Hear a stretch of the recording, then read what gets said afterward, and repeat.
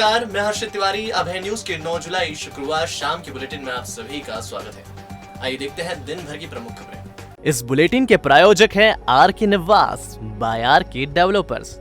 शानदार घर खरीदें अब अपने बजट में।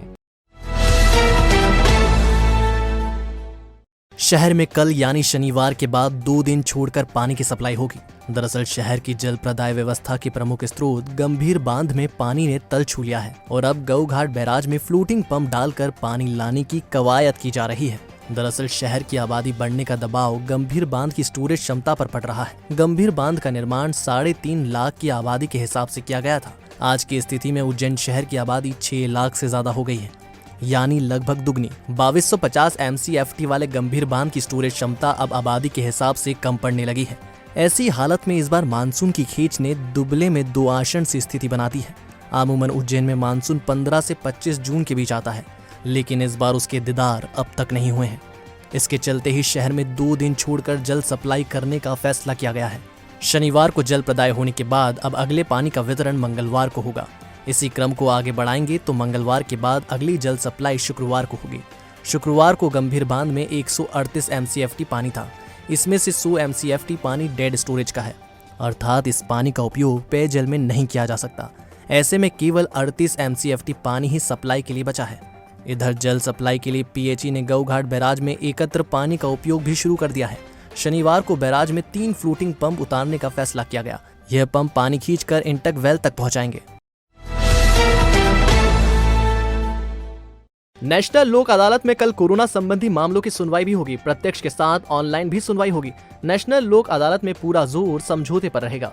जिला जज NP सिंह ने शुक्रवार को मीडिया को बताया कि नेशनल लोक अदालत के लिए 47 खंडपीठों का गठन किया गया है। उज्जैन के साथ खाचरोद, नागदा, बड़नगर, तराना एवं महिदपुर में भी लोक अदालत होगी।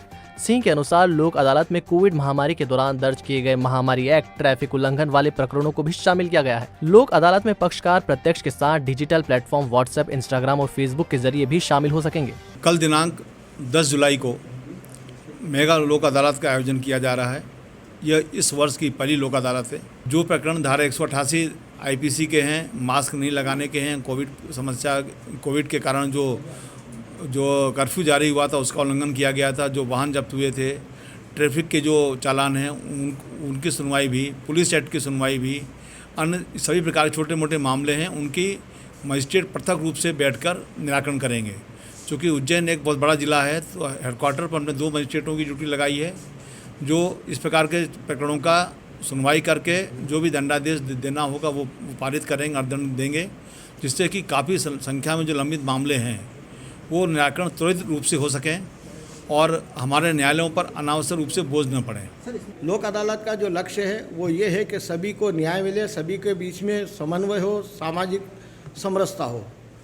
जिन मुकदमों में राजीनामा हो सकता है उन मुकदमों को लेकर अधिक से अधिक समझौते हों। कोर्ट में जो भी आता है, एक पक्ष जीतता है, दूसरा पक्ष हारता है, हारने वाला पक्ष अपील में जाता है। इस तरह से वो बरसों केस चलते रहते हैं। लेकिन लोक अदालत में दोनों पक्ष आत्मीयता के साथ, सहमति के साथ में अपने प्रकरण का निराकरण करते हैं और जो सहमति के आधार पर प्रकरण का निराकरण होता है उसमें द्वेषता खत्म होती है, दुश्मनी खत्म होती है, वो प्रकरण का अंत हो जाता है। तेजी से बदलते एवं बढ़ते उज्जैन शहर के 3 तालाबों में जल्द ही आपको बोटिंग का मजा मिलेगा। नगर निगम ने बोट संचालन के लिए टेंडर जारी कर दिए हैं। टेंडर भरने की अंतिम तारीख 13 जुलाई रखी गई है। करीब 30 साल बाद फ्रीगंज क्षेत्र में बोटिंग फिर से शुरू होगी। पहले विक्रम वाटिका के तालाब में बोटिंग होती थी। दरअसल इंदौर रोड स्थित 2 तालाब, अंकपात मार्ग स्थित विष्णु सागर एवं इंदिरा नगर स्थित सूला सागर में बोटिंग का प्रस्ताव करीब 1 साल पहले तत्कालीन नगर निगम परिषद ने पारित किया था। इसे अब अमली जामा पहनाया जा रहा है। टेंडर में 40 शर्तें रखी गई हैं और ठेकेदार को 10% धरोहर राशि जमा कराने पर नगर निगम द्वारा नाव उपलब्ध कराने की शर्त भी रखी गई है। ठेकेदार सैलानियों से नाव में बैठने का शुल्क लेंगे, लेकिन इसकी सूचना उन्हें नोटिस बोर्ड पर लगानी होगी। ठेका 3 साल के लिए होगा और इससे अगली 2 बार यानी 6 साल तक रिन्यू किया जा सकेगा। ठेका लेने के लिए 1 साल का अनुभव जरूरी है। बहरहाल तीनों तालाबों में नौकायन शुरू होने का फायदा शहरवासियों एवं सैलानियों को मिलेगा। अभी बोटिंग के लिए शहरवासियों को रामघाट जाना होता है, अब उनके निकट के तालाबों में ही नौकायन की सुविधा उपलब्ध हो जाएगी। फ्रीगंज क्षेत्र स्थित मेवाड़ अस्पताल प्रबंधन की बड़ी लापरवाही सामने आई है। अस्पताल प्रबंधन ने दुर्घटना की शिकार एक किशोरी का ऑपरेशन करने के लिए परिजनों से रुपए तो जमा करा लिए, लेकिन बगैर ऑपरेशन के ही किशोरी को इंदौर रेफर कर दिया। परिजनों ने कलेक्टर को अस्पताल की भर्ती पर्चे, बिल आदि के साथ शिकायत करते हुए धोखाधड़ी का आरोप लगाया है। दरअसल नागदा के करनावदा के रहने वाले सिकंदर खां की 17 साल की पुत्री यास्मीन 4 जुलाई की रात चढ़ाव से गिरकर गंभीर घायल हो गई थी। मेवाड़ अस्पताल के डॉक्टर कौस्तुभ केसकर ने तत्काल ऑपरेशन की आवश्यकता बताते हुए रुपए जमा करवाए और यास्मीन को ऑपरेशन थिएटर में ले गए। 2 घंटे बाद केसकर ने ऑपरेशन करने से मना कर दिया। यास्मीन की बिगड़ती हालत को देखते हुए परिजन उसे इंदौर के मयूर अस्पताल ले गए। वहां के डॉक्टरों ने बताया कि मेवाड़ अस्पताल ने इलाज में लापरवाही बरती। सिकंदर खां ने अस्पताल प्रबंधन पर धोखाधड़ी करने और मरीज की जान खतरे में डालने का आरोप लगाया है। सिकंदर खां ने अस्पताल प्रबंधन के खिलाफ FIR दर्ज करने की मांग रखी है। ज्ञापन दिया है और मेरी बच्ची 4 तारीख के दिन रात में छत के चढ़ाव से गिर गई थी, तो मैं यहाँ उसको मेवाड़ हॉस्पिटल में लेके आया था। उसको लेके रात को आया मैं, उन्होंने रात को ट्रीटमेंट करा उसका। सुबह बोला कि इसकी एक्सरे वगैरह करवाएंगे, MRI वगैरह करवाई, जांच सब करवाई। उन्होंने बोला इसकी कमर में फ्रैक्चर है, इसका ऑपरेशन करना पड़ेगा आपको। मैंने बोला कर दो ऑपरेशन, जैसे और क्या इसका आगे का भविष्य सुधर जाएगा, ऑपरेशन करवा लो, हड्डी टूट गई मैंने वो करवा लो, खर्चा बताया उन्होंने, मेरा उसको हाँ करी सब। अब वो उन्होंने बोला कि जांच कर लो, परसों ऑपरेशन हो जाएगा। तो शाम के टाइम उन्होंने 2:30 बजे ऑपरेशन थिएटर में ले गए। वो बच्ची को अच्छी हंसती खेलती बच्ची, मेरी खाना खाती हुई बच्ची, घूमती फिरती जैसी स्थिति में थी, वो अंदर ले गए। उन्होंने क्या मालूम कौन सा इंजेक्शन है, ऐसी कोई दवाई दी उसे, तो उसमें इन्फेक्शन हो गया। और 2-2.5 घंटे में निकाल के कह रहे हैं कि आज बच्ची का ऑपरेशन नहीं होगा, क्या परसों या 2 दिन बाद करेंगे अपन, इसको आज कोई इंजेक्शन या ऐसी कोई दवाई इन्फेक्शन हो गई है, तो ये सुधरेगी नहीं, 2-3 दिन लगेंगे इसमें, उसको बाद में डिसीजन। मैंने बोला घबराने वाली बात तो कुछ नहीं, कि कुछ भी घबराने वाली बात नहीं, नॉर्मल करके मुझे दिन में 2:30 बजे से लेकर सुबह 7 बजे तक नॉर्मल कहते रहे। और सुबह 7 बजे आके 8 बजे डॉक्टर तो बुला रहे, तो कह रहे हैं कि आप तो इसको कहीं ना कहीं अच्छे डॉक्टर के पास ले जाओ, हम हड्डी के डॉक्टर हैं, हमारे यहाँ ट्रीटमेंट नहीं होगा इसका।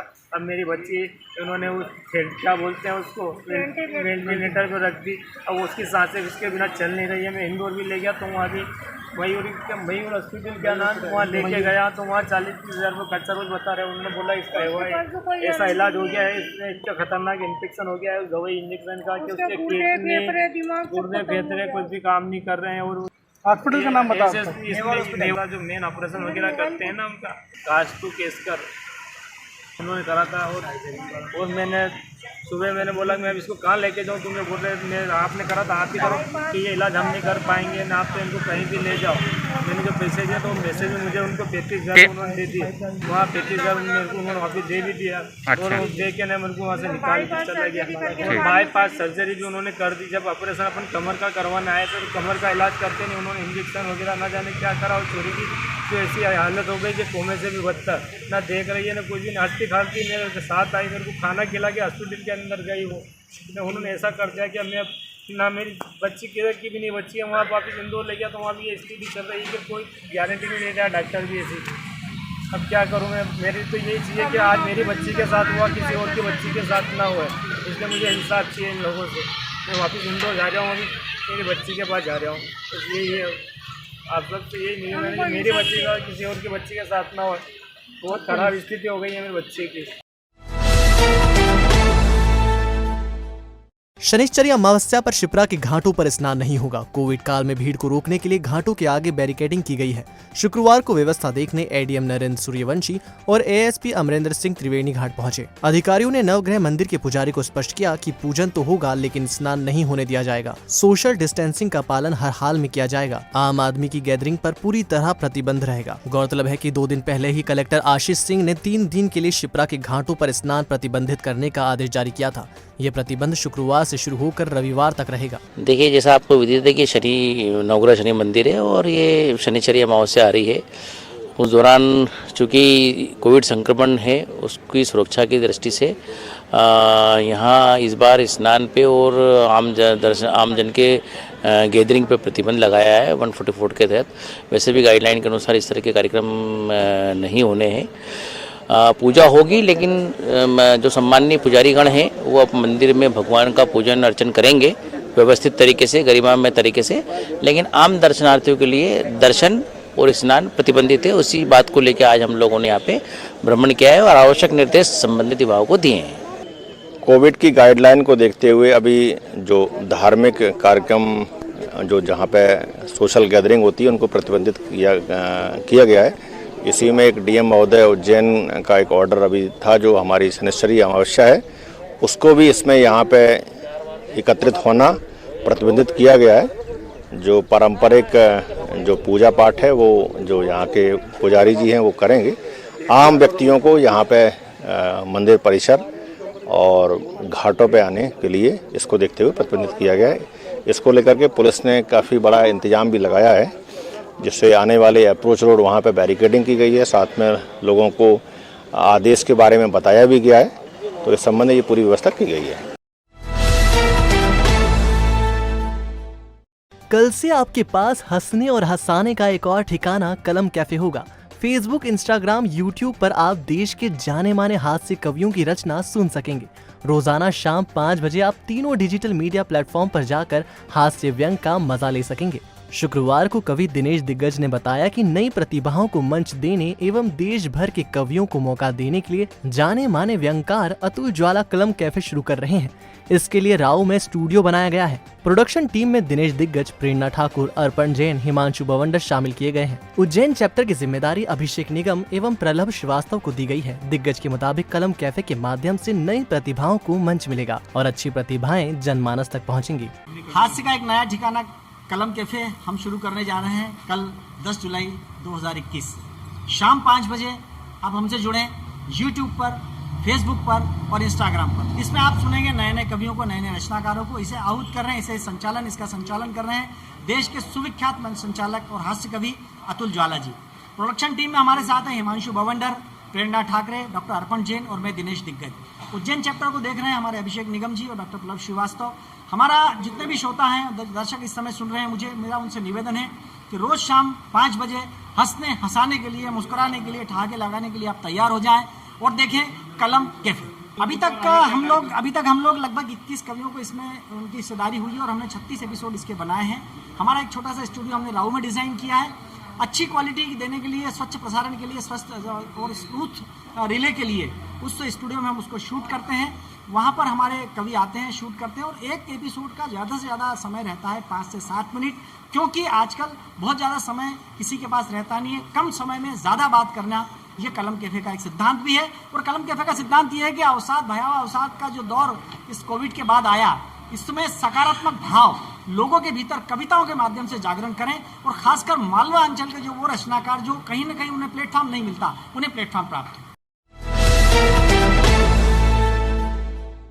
एक युवक ने एटीएम से रुपए निकाले तो उसमें से एक 500 का नोट खराब निकला। उसने नोट बदलने के लिए बैंक से संपर्क किया तो प्रबंधन ने पल्ला झाड़ लिया। दरअसल अमोना के रहने वाले अमित पोद्दार ने 3 बत्ती चौराहे पर स्थित यूनियन बैंक एटीएम पर 10,500 रुपए निकाले। इसमें एक 500 का नोट खराब निकला। अमित ने तत्काल यूनियन बैंक की स्टेशन रोड ब्रांच से संपर्क किया तो बैंक मैनेजर ने नोट बदलने से इनकार करते हुए टोल फ्री नंबर पर शिकायत की बात की। पीड़ित को वहां से भी संतुष्टि वाला जवाब नहीं मिला। अब वह खुद को ठगा महसूस कर रहा है। अभी आज मेरे को बाहर जाना है तो मैंने 10,500 रुपये 3 बत्ती चौराहा वहाँ से एटीएम से निकाला मैंने पेमेंट, तो सर 500 का नोट ही ख़राब निकला उसमें। और फिर जब मैं यूनियन बैंक के एटीएम में वहाँ जाता हूँ तो वहाँ पर बोलते हैं कि हम लोग इसकी हेल्प नहीं कर सकते, इसके लिए आपको कस्टमर केयर का नंबर डालना पड़ेगा। नंबर डाल रहा हूँ सर, वहाँ पर भी कोई सुनवाई नहीं हो रहा सर। मेरा तो 500 का नोट खराब हो रहा था। ये यूनियन बैंक ये एटीएम से मैं भी अमोना से आया हूँ सर। भाजपा ने रेस्ट हाउस में कोविड से सामना करता भारत विषय पर संगोष्ठी की। कार्यक्रम की शुरुआत में श्यामा प्रसाद मुखर्जी के चित्र पर माल्यार्पण किया गया। मंडल अध्यक्ष प्रवीण पालोत्रा की अध्यक्षता, शेष नारायण संडेरा के विशेष आतिथ्य एवं प्रदेश प्रवक्ता राजपाल सिंह सिसोदिया के मुख्य अतिथि में आयोजित संगोष्ठी में भारत सरकार के कोविड संक्रमण रोकने के प्रयासों की जानकारी दी गई। इस मौके पर बड़ी संख्या में भाजपा कार्यकर्ता उपस्थित थे। जब वैक्सीनेशन इंट्रोड्यूस हुई थी उस समय इसको लेकर भय और भ्रम का वातावरण पैदा है, उससे लोग सेंटर की तरफ आकर्षित नहीं हो रहे। अब जब होने लगे तो जो जिस हिसाब से मांग गई हुई है उसी हिसाब से उस मांग को सामने रख के और जो आपूर्ति है उस आपूर्ति के हिसाब से हर तहसील में डोजेस देने का काम होता है। कहीं कहीं क्या होता है कि किसी किसी दिन भीड़ ज़्यादा आ जाती है, डोजेस तो जो मांग और आपूर्ति के हिसाब से रहते हैं, इस वजह से कभी कभी उसमें अंतर आने की वजह से ये होने का काम होता है। परंतु हमारे कार्यकर्ता और हमारे प्रशासनिक अधिकारी लोगों को ये बात समझा रहे हैं कि किसी प्रकार की वैक्सीनेशन की कोई कमी नहीं है। अब वो एक दिन में कितने वैक्सीनेशन लगेंगे वो अलग अलग सेंटर्स के अलग अलग डिसाइडेड है। अब उससे ज़्यादा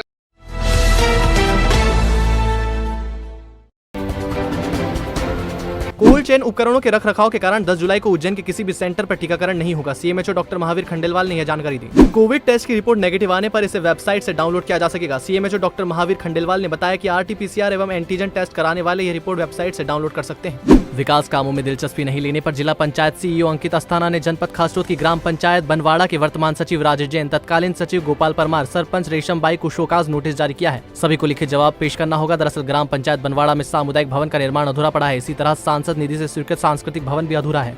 संभागीय औद्योगिक प्रशिक्षण संस्था कार्यालय मक्सी रोड में 12 जुलाई को कैंपस ड्राइव होगा। देवास की वैकमेट India limited company campus drive के लिए आ रही है। ड्राइव में आईटीआई एवं बीकॉम उत्तीर्ण युवा भाग ले सकते हैं। पंचायत निर्वाचन में भाग लेने के लिए बिजली कनेक्शन नहीं होने की स्थिति में उम्मीदवार को अदेय सर्टिफिकेट देना जरूरी होगा।